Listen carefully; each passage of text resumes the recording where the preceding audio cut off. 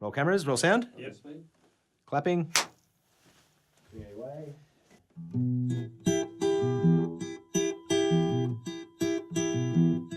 Putting together an album, making an album, obviously you have to write songs, but you have to write songs that you feel good enough about and invested in enough that you actually want to share them with people. And so, just the writing process first and foremost is pretty intense, and then you've got to find the producer to capture it the way you hear it in your head, the way you'd like to capture it, and and then there's the actual doing of it, the actual getting in the studio and putting it down and getting the takes, getting the performances the way you want them, and because you get one shot and then you've got to live with it for the rest of your life.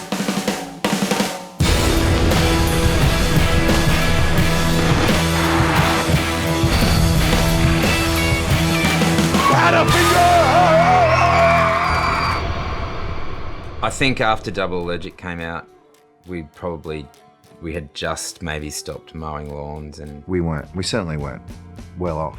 We were just sort of able to pay our bills on time. And I didn't own a car till I was 26. That's an indication of how much money we didn't have. So I was living in West End in Brisbane in a share house with street performers, and it was a pretty crazy time actually. We weren't making tons of money, but we were actually making a living, which is incredible. We'd been in the band for 7 or 8 years, and apart from when we were legitimately on the dole, we hadn't been paid at all. The mid-90s was a golden era in Australian music. It was a real peak. The whole world was still kind of obsessed with, guitar-driven music, and there was plenty of it in Australia. It was still very much just that kind of immediate post-grunge explosion. The beautiful bashfulness of Kurt. And a lot of people want to emulate that. It was kind of the back of the whole grunge thing where you had to be anti-corporate, you had to be anti-commercial. Being successful was a fucking embarrassment to you and to your local scene and blah, blah, blah. And we were just like, well, fuck that. Why are you in a band? Are you in a band so that less people come to see you and less people buy your record? Is that the idea? Triple J was everything at that stage, and being championed by DJs that had, similar taste. So I started Triple J in 1995, and that was a golden period because the DJs were personalities who loved music. And suddenly you had all these champions of Australian music, and suddenly Australian music was cool. It was on par with international music. I think UMI paved the way for a lot of bands as well. I think they started, winning ARIAs or whatever, and they were kind of that first big rock and roll band. And we just loved being in a rock band and touring and drinking a lot, making a racket. For memory, I think Powderfinger went out with them. Yeah, Double Allergic, we toured with UMI, and we were kind of just piggybacking on all of their shows. Oddly enough, though, that they were playing before us, felt a little incongruous even then. Touring was always fun, but we'd always mostly been playing in pubs, so that step into that theatre level is different because there's a bigger audience, so it's more fun and more nerve-wracking at the same time. Yeah, UMI taught us a lot, just to how to play every night. They were a three-piece at the time, and I just thought this band, they're on fire. Like, they're just a band that plays live with such power and energy. I just watched every night, just learnt. And it was on that tour where Pick You Up had just come out as a single. Every time that song started, night by night, incrementally, you could feel the audience, this frisson, and they were like, oh my God, this is that single. When we played that first time live, we actually saw a crowd move, and we realised, hold on, there's something going on here. It was like, wow, awesome. Did not expect that. We were experiencing our mates having a big single.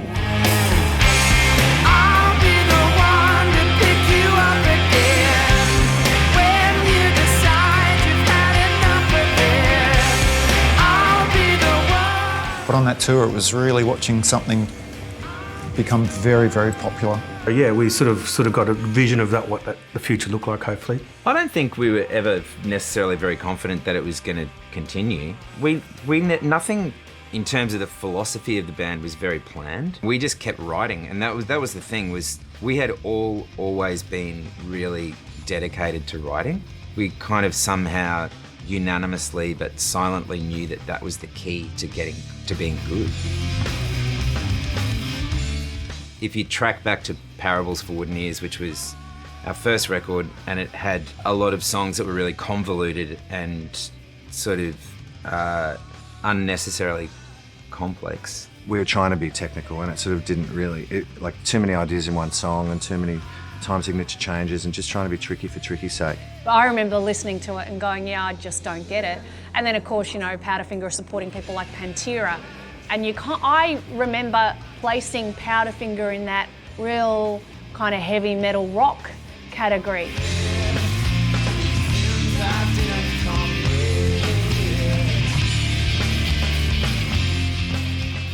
From Double Allergic, we kind of started to take a step back to the sort of music we loved, and probably the simplicity of songwriting that we used to really love, which is kind of 70s rock or 70s folk singers and that kind of vibe.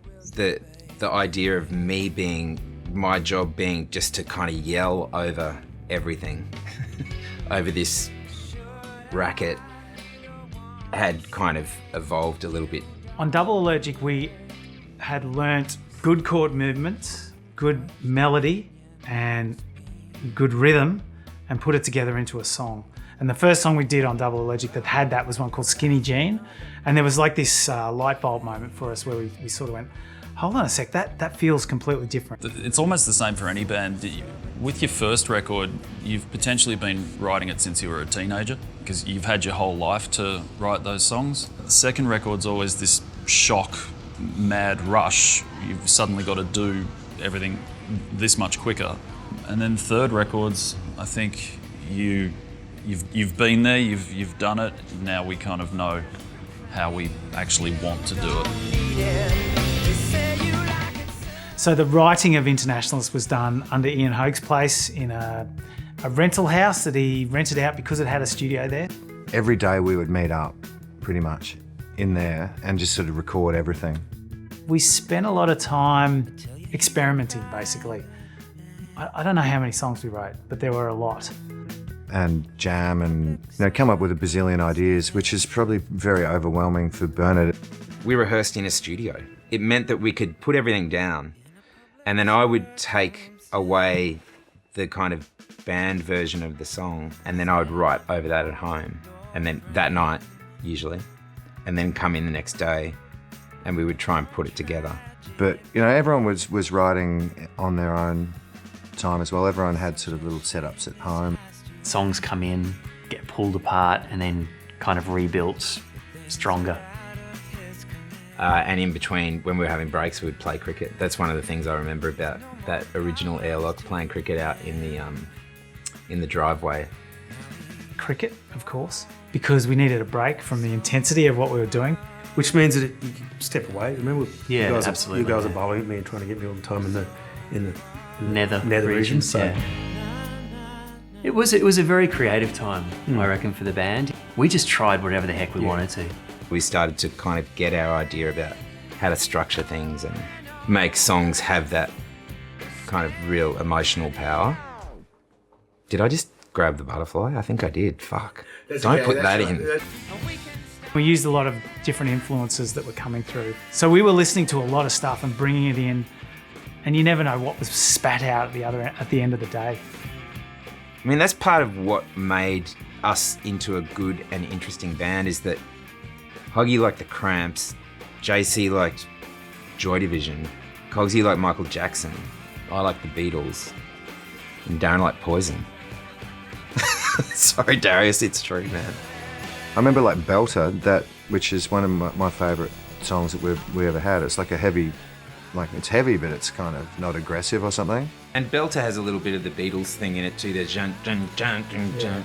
like really old style kind of rock. And with Already Gone, we said, okay, let's see if we can treat it like a Beatles song. And because Hoggy and I were both really into the Beatles from when we were kids, and I think even Cogs had come around. JC, he's never fucking come around to the Beatles. What a loser.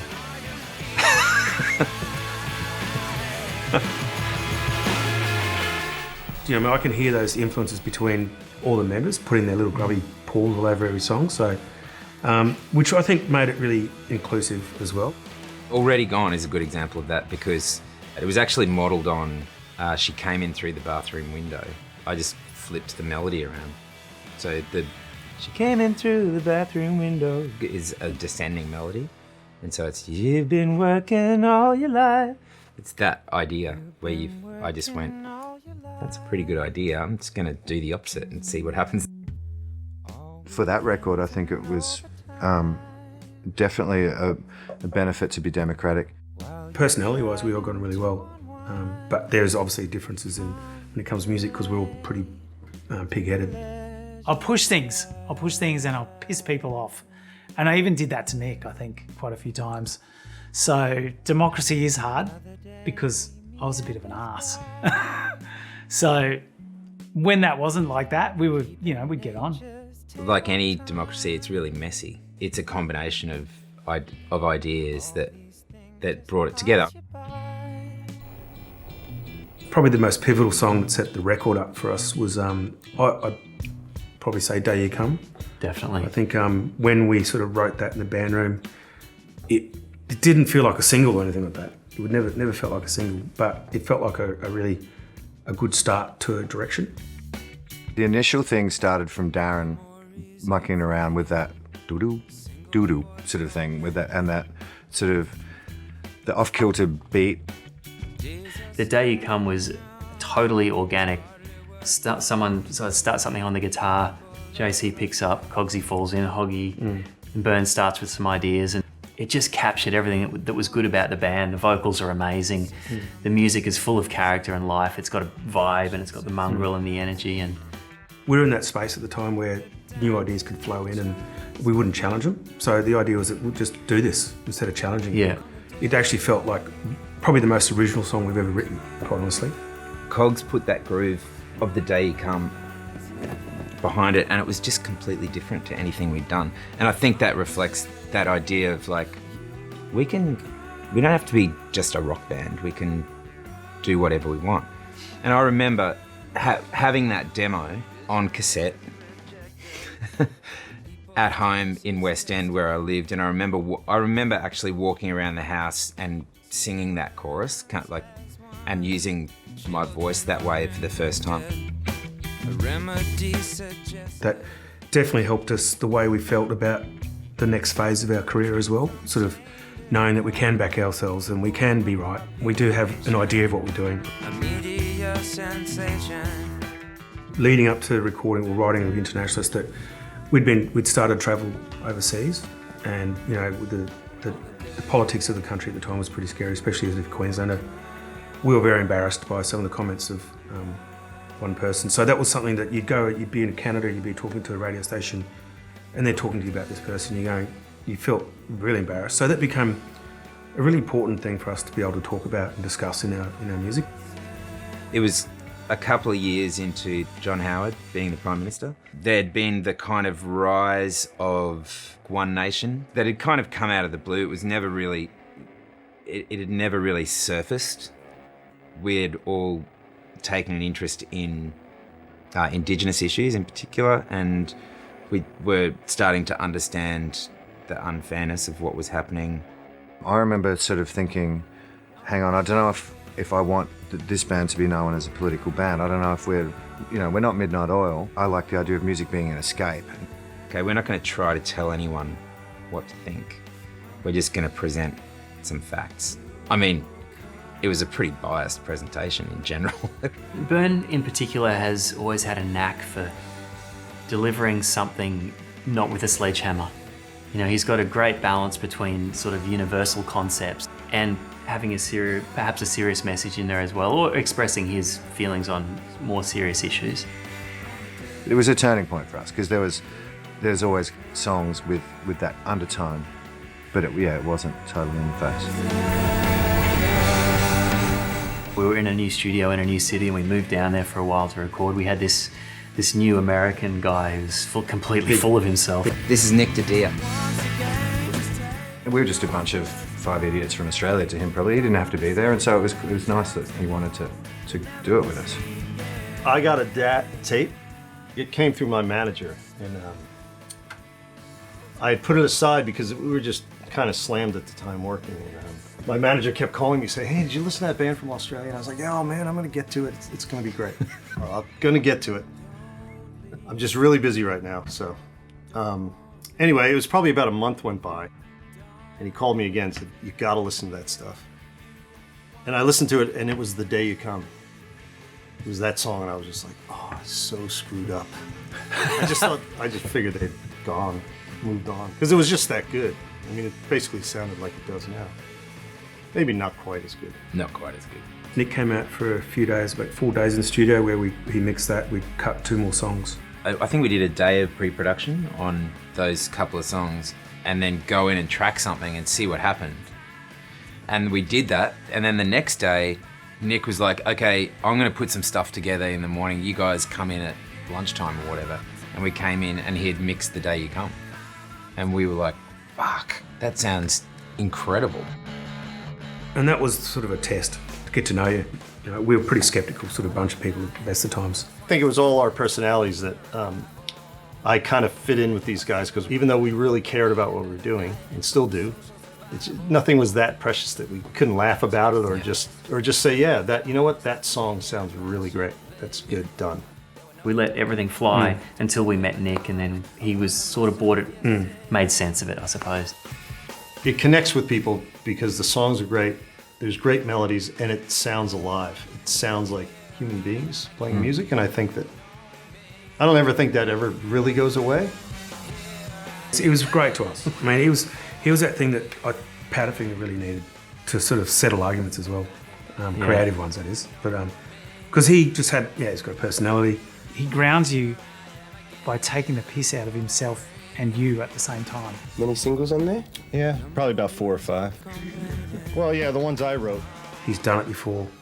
He's worked with the best. So it was. We all respected that, and it was something that, you know, for the first time we could listen to someone and go, yeah, okay, he's the boss.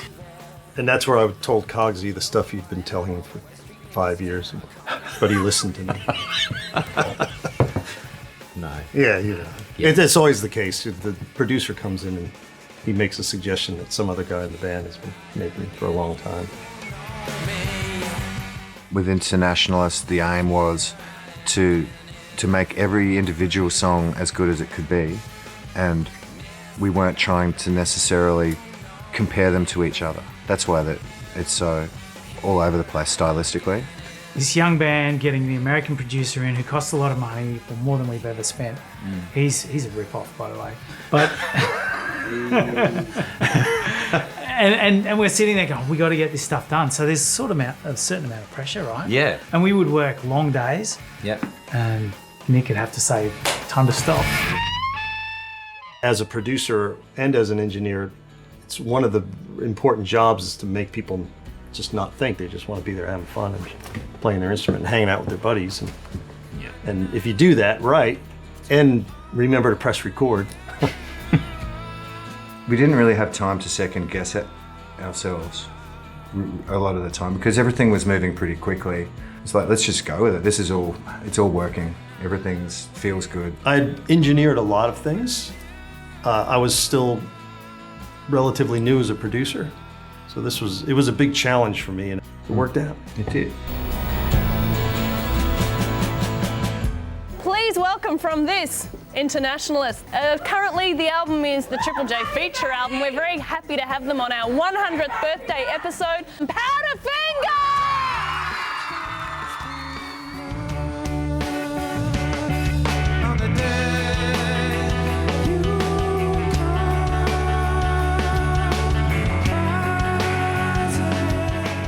My first impressions of Internationalist is, why the fuck the album cover? I didn't get it.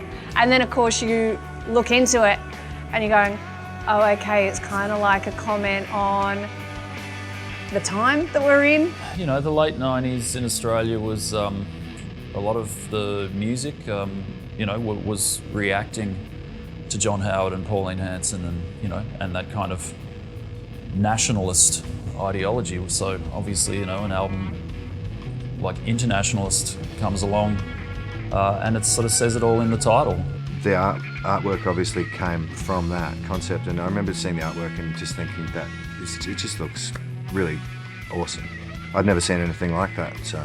The artwork for me is iconic. Like I don't know if that sums up a lot of the 90s for me, because I just remember, every time I see that artwork, it takes me back to that period. It's obviously a propaganda poster style thing, and yeah, I guess it was our propaganda and it just all sort of fit. I think when we finished Internationalist, it was the first time that I'd ever had genuine satisfaction.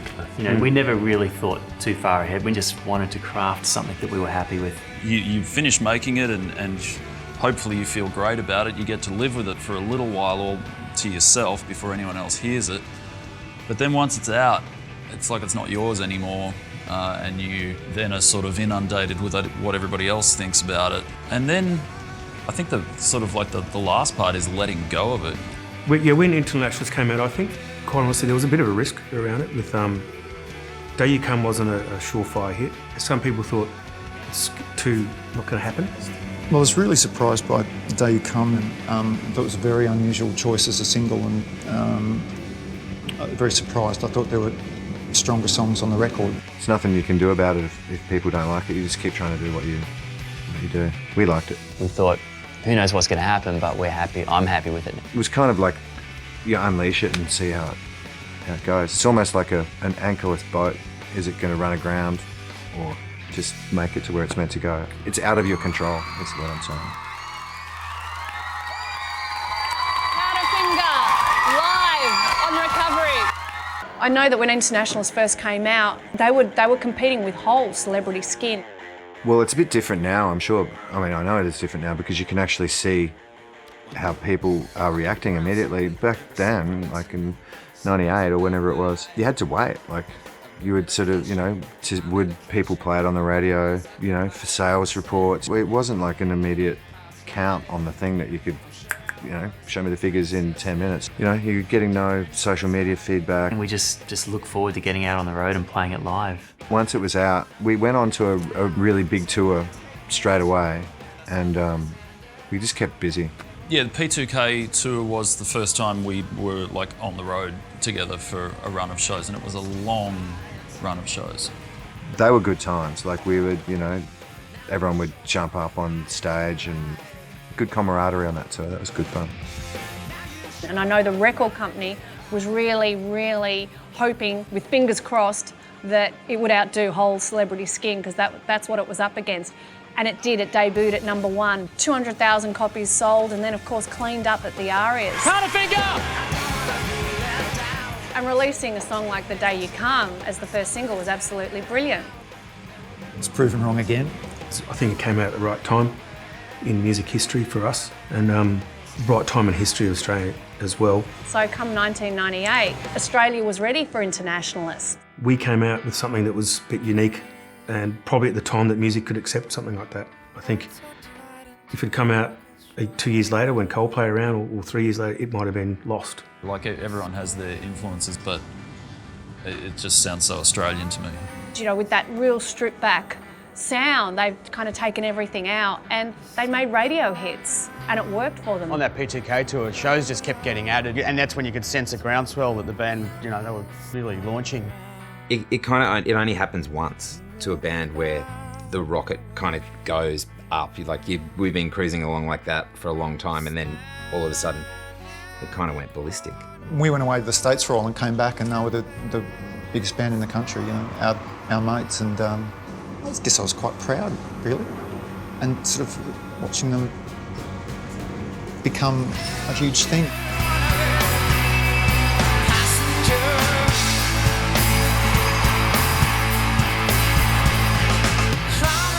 I do remember though that it's probably the most fun time I remember for the band.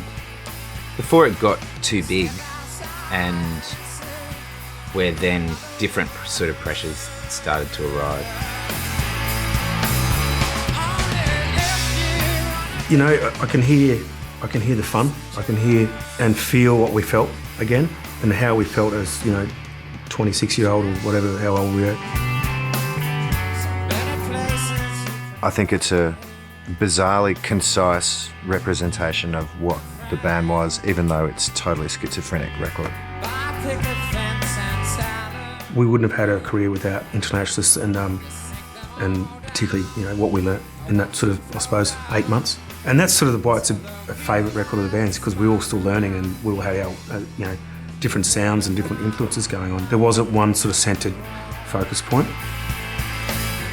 It still feels to me like it jumps out of the speakers and it has that kind of timeless essence of something created and captured at the right time by the right people. You know, it's still pretty good.